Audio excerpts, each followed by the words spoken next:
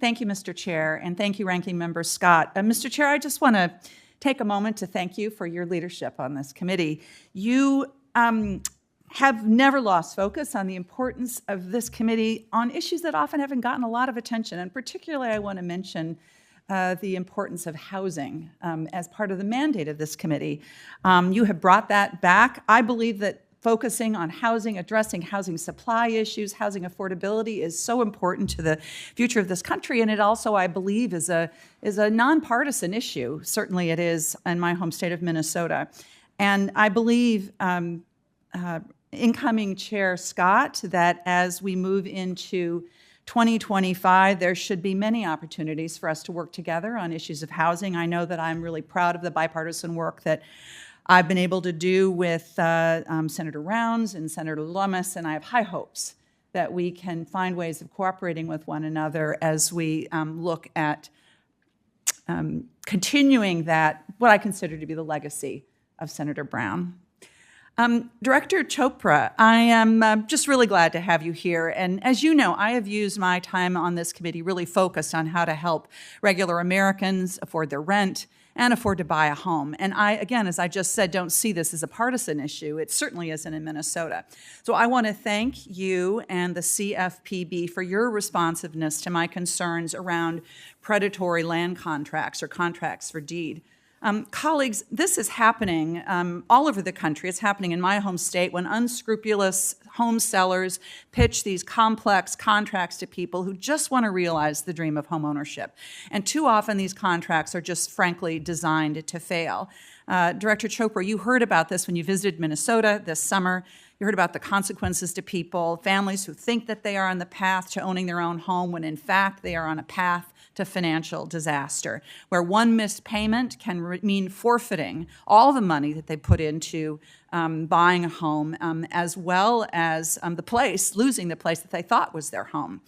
And we know that these unscrupulous sellers have exploited people based on their religious beliefs. In Minnesota, they've marketed land contracts as an interest-free alternative to a traditional mortgage, and that has clearly exploited the many Somali Muslim immigrants in my home state who are limited from paying interest under the tenets of their faith.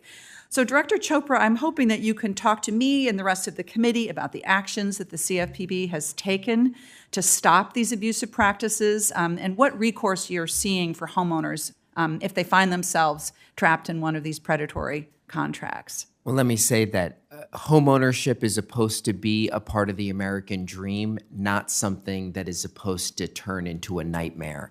And for many of these predatory land contracts and other types of bizarre arrangements, they are setting people up to fail.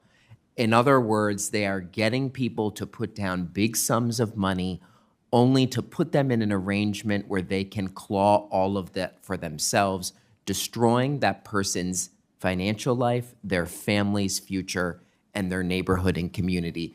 We're doing our best to make sure that we can use the existing law to combat all of these predatory practices.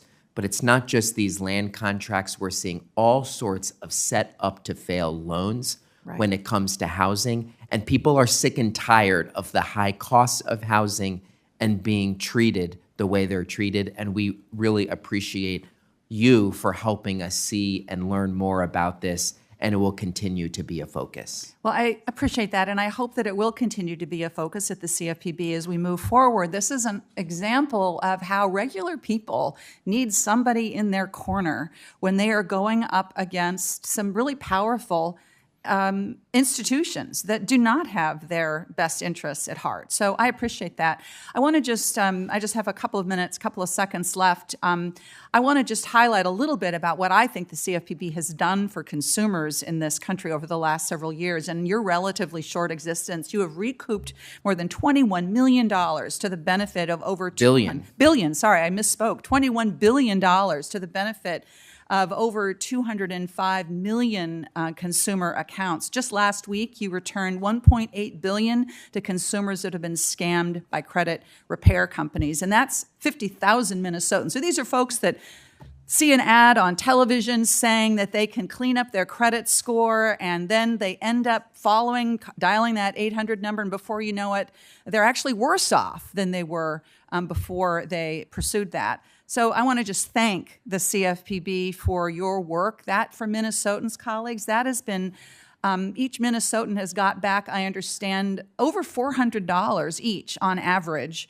for thanks to the good work of the CFPB. So there's not a question in there. I'm out of time, but I wanted to just highlight that success, and thank you very much for your work. Thanks, Senator Smith.